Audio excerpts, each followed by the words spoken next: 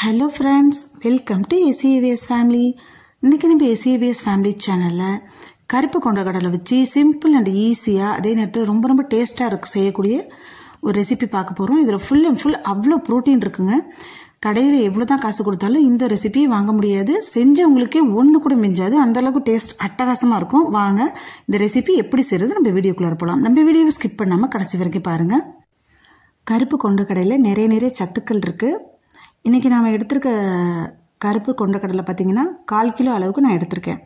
எடுத்து இது 4 மணி நேரம் நல்லா ஊற வச்சுக்கலாம். நீங்கள் காலையில் செய்ய போகிறீங்கன்னா நைட்டே ஊற வச்சுட்டிங்கன்னா ரொம்ப நல்லது. எப்படியா இருந்தாலும் மினிமம் 4 மணி நேரமாவது இந்த கொண்டக்கடலை நல்லா ஊறணும்.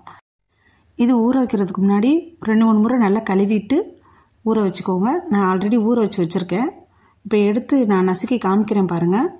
இந்த மாதிரி நம்ம விரலில் எடுத்து இப்படி நசுக்குனா நல்லா இப்படி நசுக்கப்படணும். அந்தளவுக்கு நல்லா ஊறி இருக்கணும். அப்போ தான் டேஸ்ட்டும் நல்லா இருக்கும், சீக்கிரமாக செரிமானமும் ஆகும். இப்போ நாம் இதில் இருக்க தண்ணியெல்லாம் வடிச்சிட்டு எடுத்துக்கலாம். இப்போ இதில் இருக்க தண்ணியெல்லாம் வடிச்சிட்டு எடுத்துகிட்டு வந்தாச்சு. இது ஒரு மீடியம் சைஸ் மிக்ஸி ஜாரு எடுத்துக்கலாம். ஏன்னா இதில் நிறைய பொருள்லாம் போட்டு அரைக்கணும். அதுக்கேற்ற மாதிரி ஒரு மீடியம் சைஸ் மிக்ஸி ஜாருக்கு இதை மாற்றிட்டு கொஞ்சம் குறப்பாக அரைச்சிட்டு வந்துடலாம். ஃபஸ்ட்டு கொண்டக்கடலை மட்டும் அரைச்சி எடுத்துக்கலாம். நான் அரைச்சி எடுத்துகிட்டு வந்திருக்கேன் பாருங்கள். இந்த மாதிரி கொஞ்சம் குறப்பாக அரைச்சி எடுத்துக்கோங்க. இப்போ இதில் என்னென்ன பொருள்கள் போட்டு சேர்த்து அரைக்கிறதுன்னு பார்க்கலாம். இதில் ஒரு 8லேருந்து 10 பல்லுக்கிட்ட பூண்டு பல்லு சேர்த்துக்கலாங்க. பூண்டு இந்தளவுக்கு சேர்த்து செய்கிறப்போ டேஸ்ட்டு ரொம்பவே சூப்பராக இருக்கும். இப்போ இந்த பூண்டை சேர்த்தாச்சு. இது கூடவே நம்ம 2 பச்சை மிளகாய் சேர்த்துக்கலாம். நீங்கள் காரத்துக்கு ஏற்ற மாதிரி சேர்த்துக்கோங்க. 2 பச்சை மிளகாய் இதுக்கு சரியாக இருக்குங்க. நம்ம இன்றைக்கி 1/4 கிலோ அளவுக்கு கொண்டக்கடலை எடுத்துருக்கோம். அதுக்கேற்ற மாதிரி பொருள்கள் தான் இன்றைக்கி சேர்க்குறோம். 2 இனுக்கு கருவேப்பிலையை உருவி இது கூட சேர்த்துக்கலாம். நான் கழுவி வச்சுருக்கேன் ஆல்ரெடி உருவி. அதே இது கூட நான் சேர்த்துக்கிறேன். 1/4 கிலோக்கு ஏற்ற மாதிரி பொருள்கள் போடுறோம். நீங்கள் அதுக்கேற்ற மாதிரி கூடவோ கம்மியாவோ பார்த்து சேர்த்துக்கோங்க. ஒரு கைப்பிடி அளவுக்கு மல்லித்தலை சேர்த்துக்கலாம். மல்லித்தலை புதினா தலைலாம் இதுக்கு ரொம்பவே சூப்பரான ஒரு ஃப்ளேவர் கொடுக்கும். அதே மாதிரி நல்லா ஒரு கைப்பிடி அளவுக்கு நல்லா ஃப்ரெஷ்ஷான புதினா தலை கழுவி எடுத்து வச்சுருக்கேன். அதையுமே இது கூட நம்ம சேர்த்துக்கலாம். இப்போ இதில் ஒரு விரல் அளவுக்கு இஞ்சி எடுத்து கழுவி வச்சுருக்கேன். அது இந்த மாதிரி கட் பண்ணி நான் இதில் கூட சேர்த்துக்கிறேன்.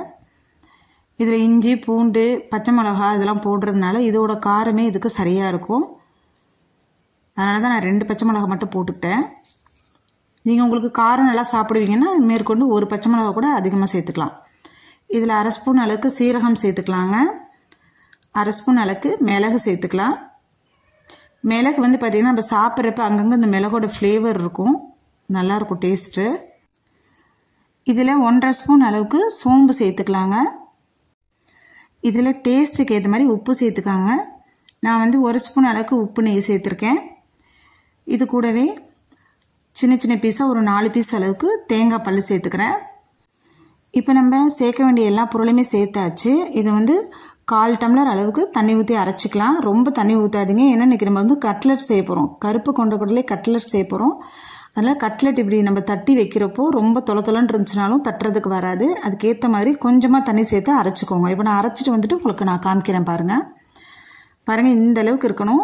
இதுக்கு மேலே தண்ணி சேர்க்கக்கூடாது. அதனால தான் நான் 1/4 டம்ளர் அளவுக்கு தண்ணி சேருங்க அப்படின்னு சொல்லி சொன்னேன்.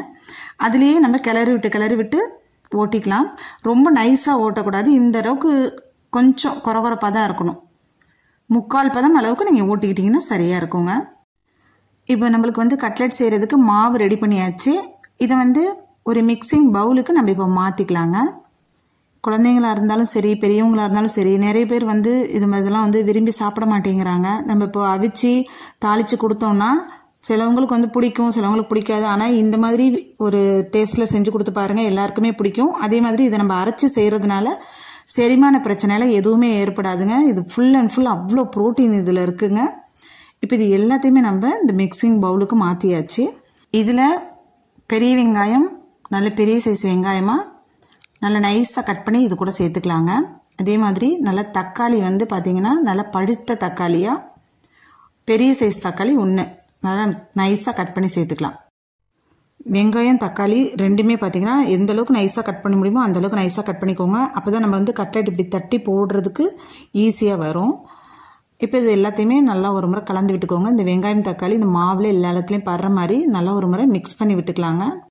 இப்போ இது கூடவே 2 ஸ்பூன் அளவுக்கு பச்சரிசி மாவு சேர்த்துக்கலாம். இது வந்து வறுத்த மாவு வறுக்காத மாவுன்னு வீட்டில் எது உங்களுக்கு அவைலபிளாக இருக்கோ அந்த மாவு நீங்கள் சேர்த்துக்கலாங்க. இன்றைக்கி ஒரு 2 ஸ்பூன் அளவுக்கு நான் சேர்த்துருக்கேன். இந்த மாவில் எல்லா இடத்துலையும் படுற மாதிரி நல்லா ஒரு முறை கலந்து விட்டுக்கலாம். இந்த பச்சரிசி மாவு சேர்த்து செய்கிறப்போ இதோட டேஸ்ட்டு இனிமேல் நல்லா இருக்குங்க. இப்போ பாருங்கள், இது எல்லாத்தையுமே நல்லா ஒரு முறை கலந்து விட்டாச்சு. இப்போ மாவோட கன்சிஸ்டன்சி இந்த அளவுக்கு இருக்கணும். இப்போ நான் எடுத்து தட்டி போட்டு காமிக்கிறேன் பாருங்கள். இந்த மாதிரி உருண்டை பிடிச்சி விரல் இப்படி தட்டி போட்டோம் அப்படின்னா இந்த மாதிரி இருக்கணுங்க. ரொம்ப தண்ணியாக இல்லாமல் கரெக்டான அளவுகளில் இருக்கணும். அப்போ தான் இது தட்டி போடுறதுக்கு சரியான அதில் வரணும். இப்போ நம்மளோட மாவு கரெக்டான அளவுக்கு இருக்குது. உங்களுக்கு ஒரு வேளை இன்னும் தண்ணியாக இருக்குது, இப்படி தட்டி போட வரல அப்படின்னா இது கூடவே இன்னும் 1 ஸ்பூனு 2 ஸ்பூன் அளவுக்கு பச்சரிசி மாவை நீங்கள் சேர்த்து கலந்துக்கோங்க. அப்போ வந்து சரியான அளவில் வந்துடும். இப்போ ஒரு கடாய் நான் அடுப்பில் வச்சுக்கிறேன். கடாய் அப்படி இல்லைன்னா தோசைக்கல்லுன்னு நீங்கள் எது வேணாலும் வச்சுக்கலாங்க. இப்போ இது கல் நல்லா சூடு ஏறினதுக்கப்புறமா இதில் ஒரு 3 ஸ்பூன் அளவுக்கு எண்ணெய் சேர்த்துக்கலாம். இந்தளவுக்கு எண்ணெய் சேர்த்தாலே சரியாக இருக்குங்க. எண்ணெய் சேர்த்ததுக்கப்புறமா நான் இந்த எண்ணெய் வந்து எல்லா இடத்துலையும் படுற மாதிரி நல்லா ஒரு முறை இந்த மாதிரி தடவி கொடுத்துக்கலாம். இப்போ நம்ம ரெடி பண்ணி வச்சுருந்த மாவில் கொஞ்சமாக எடுத்து இந்த மாதிரி ஃபஸ்ட்டு உருண்டையை உருட்டிக்கோங்க. உருட்டிட்டு இந்த 4 விரல்களில் இந்த மாவை இந்த கட்டை விரல் வச்சு இது மாதிரி தட்டி கொடுத்தீங்கன்னா அப்படியே ரவுண்ட் ஷேப்புக்கு வந்துடுங்க. ரொம்ப மெலிசாக தட்டாதீங்க, நல்லா மொத்தமாக தான் இருக்கணும். இது கட்லெட் அப்படிங்கிறப்போ கொஞ்சம் மொத்தமாக இருந்தால் தான் நல்லாயிருக்கும். இப்போ நான் அடுத்ததும் எடுத்து செஞ்சு காமிக்கிறேன் பாருங்கள். ஃபஸ்ட்டு வந்து ரவுண்டாக இந்த உருண்டை பிடிக்கிற மாதிரி நம்ம உருண்டை பிடிச்சிட்டு அப்படியே இந்த மாவை இந்த கட்டை விரல் வச்சு அப்படியே தட்டி கொடுத்துக்கலாம். அவ்வளோதாங்க. ரொம்ப ரொம்ப சிம்பிளாக செஞ்சிடலாங்க. நம்ம ஒரு டைமில் நம்மளால் எத்தனை போட முடியுதோ அந்த மாதிரி பார்த்துட்டு போட்டுக்கோங்க. இன்றைக்கி நான் ஒரு 4 மட்டும் போட்டேன். இந்த மாதிரி பேட்ச் பை பேட்சாக அந்த மாதிரி போட்டு நம்ம செஞ்சுக்கலாங்க. பாருங்கள், இந்த டைமில் வந்து ஒரு 4 மட்டும் என்னால் போட முடிஞ்சது. இப்போ எண்ணெய் வந்து எல்லா இடத்துலையும் படுற மாதிரி இந்த மாதிரி சாய்ச்சி எல்லா இடத்துலையும் படுற மாதிரி காமிச்சோம்னா போதுங்க. இதில் 3 ஸ்பூன் எண்ணெய் ஊற்றிருக்கோம். இதுவே இது வேகிறதுக்கு சரியாக இருக்கும். அடுப்பு வந்து மீடியம் ஃப்ளேம்லேயே வச்சுக்கலாம். ஒரு 2 நிமிஷம் வச்சிங்கன்னா போதுங்க. அடிப்பக்கம் எல்லாம் வெந்துடும். இப்போ அப்படியே இதை திருப்பி போட்டுக்கலாங்க. பாருங்கள், நல்லா பொன்னிறமாக வந்துருச்சு. இதே மாதிரி ஒரு மீடியம் ஃப்ளேம்லேயே வச்சு ஒரு 2 முறை திருப்பி திருப்பி விட்டோம்னா சீக்கிரமாக ரெடி ஆகிடும். எண்ணெய் இந்த மாதிரி எல்லா இடத்துலையும் படுற மாதிரி இந்த மாதிரி சொல்லட்டி காமிங்க. இப்போது அடுத்து 1 நிமிஷம் ஆயிடுச்சு. நம்ம வந்து ஏற்கனவே திருப்பி விட்டுருந்தோம் இல்லையா, இது திரும்ப வந்து அடுத்த சைடு நம்ம திருப்பி விட்டுக்கலாம். இந்த மாதிரி நம்ம வேக வைக்கிறதுனால சைடில் இருக்கிற மாவும் வெந்துடும். அதே மாதிரி மேலே வந்து கிறிஸ்பியாக இருக்கும், உள்ளார நல்லா சாஃப்டாக இருக்குங்க. அவ்வளோதாங்க, கருப்பு கொண்டக்கடலை கட்லெட் ரெடி ஆகிடுச்சு. இப்போ எல்லாத்தையுமே நம்ம எடுத்துடலாம். எல்லாமே வெந்துருச்சு. இது மேக்ஸிமம் ஒரு 4 மினிட்ஸ் தாங்க ஆகும். மேக்ஸிமம் வந்து ஒரு பேட்ச் போட்டோம் அப்படின்னா 4 மினிட்ஸ் ஆகும். இப்போ அடுத்ததையும் அதே மாதிரி தாங்க. இப்போ எண்ணெய் வந்து ஒரு 3 ஸ்பூன் அளவுக்கு எண்ணெய் சேர்த்துக்கலாம். எண்ணெய் சேர்த்துட்டு இதில் எப்படி நம்ம ஃபஸ்ட் டைம் நம்ம தட்டி போட்டோமோ அதே மாதிரி இதுவும் தட்டி போட்டுடலாம். நம்ம சமைக்கவே தெரியாது அப்படிங்கிறவங்க கூட இதை ரொம்ப ரொம்ப ஈஸியாக செஞ்சிடலாம். நைட்டு டிஃபனுக்கு செய்யலாம். அதே மாதிரி ஈவினிங்கு குழந்தைங்களுக்கும் சரி பெரியவங்களுக்கும் சரி ஸ்நாக்ஸ் மாதிரி செஞ்சு தரலாம்.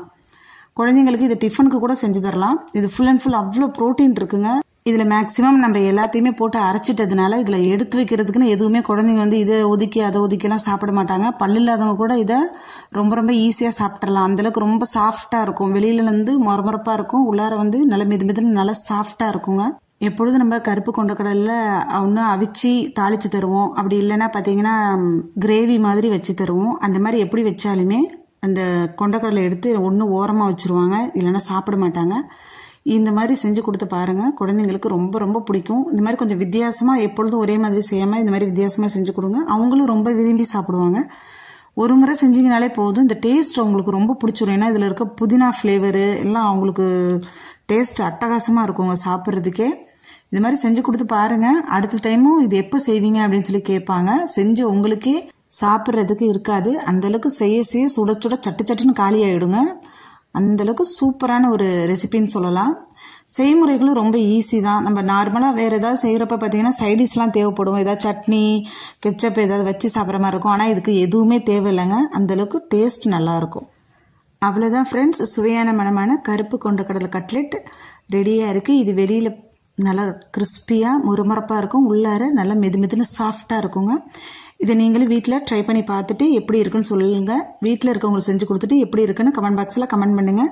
நம்ம சேனலை இப்போ தான் ஃபஸ்ட் டைம் பார்க்குறீங்கன்னா சப்ஸ்கிரைப் பண்ணிவிட்டு கூட பெல் ஐக்கான் ப்ரெஸ் பண்ணுங்கள். அப்போ தான் நான் போடுற எல்லா வீடியோஸும் உடனே வரும். இந்த வீடியோ உங்களுக்கு பிடிச்சிருக்குன்னு நினைக்கிறேன். பிடிச்சிருந்தனா லைக் பண்ணுங்கள். உங்கள் ஃப்ரெண்ட்ஸ் அண்ட் ஃபேமிலி மெம்பர்ஸ்க்கு நிறைய ஷேர் பண்ணுங்கள். திரும்ப உங்களை நான் வேறு ஒரு வீடியோவில் சந்திக்கிறேன். Bye bye.